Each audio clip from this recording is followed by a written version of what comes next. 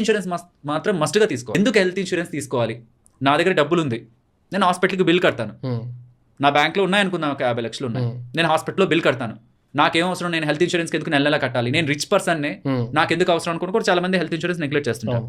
So ఒక చిన్న లాజికల్గా ఆలోచిస్తే, ఒక ఏరియాలోకి వెళ్తే 10,000 రూపీస్ ఫైన్ పడుతుందని మనకు తెలుసు. ఫైన్ వేస్తారు మనం వెళ్తే ఆ ఏరియాలోకి. అలా ఫైన్ పడకూడదంటే ఒక 100 రూపీస్ టికెట్ తీసుకుని వెళ్ళాలి. జస్ట్ బికాస్ మన దగ్గర డబ్బులు ఉందని ముందుకు వెళ్ళి 10,000 ఫైన్ కడతామా? ఆ 100 రూపీస్ టికెట్ తీసుకువెళ్ళి ఆ ఫైన్ నుంచి మనం తప్పించుకోవడానికి ప్రయత్నిస్తామా? డబ్బులు ఉంది మన దగ్గర, 10,000 కాదు 1 lakh, స్టిల్ ఆ 10,000 ఫైన్ మనం కట్టడానికి ఎందుకు లాజికల్ గా ముందుకు వెళ్ళాలి? సైఫ్ అలీ ఖాన్ గారి గురించి మీరు వినే ఉంటారు. తన మీద ఒక ఇన్సిడెంట్ జరిగింది. సమ్ 1,000 crores అబౌవ్ ఉంది తన నెట్వర్త్, 1,200 crores అరౌండ్. తను ఇన్సూరెన్స్ తీసుకున్నారు. ఆల్మోస్ట్ 35 lakhs సంథింగ్ తన హాస్పిటల్ బిల్ అయింది.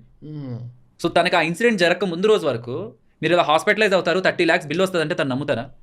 ఆ 1,200 crores కి ఎంత వడ్డీ జనరేట్ అవుతుంటుంది, దాంతోనే కట్టేసేయచ్చు. తను అబ్రాడ్ వెళ్ళి కూడా ట్రీట్మెంట్ చేయించుకోవచ్చు ఫ్రీగా, ఫ్రీ ఇన్ ద సెన్స్ తనకు సంబంధించిన మనీ ఈజీగా. బట్ స్టిల్ ఎందుకు హెల్త్ ఇన్సూరెన్స్ తీసుకున్నారు? ఎందుకంటే తనకి తెలుసు ఇది ఒక human body, wear and tear అవుతుంది, విత్ ఏజ్ అవి ప్రాబ్లమ్స్ ఫేస్ చేస్తుంది. ఈ రోజు నేను 30 బాగానే ఉంటాను, 40, 50, 60 ఒక పాయింట్ ఖచ్చితంగా హాస్పిటల్ ఎక్కుతాను.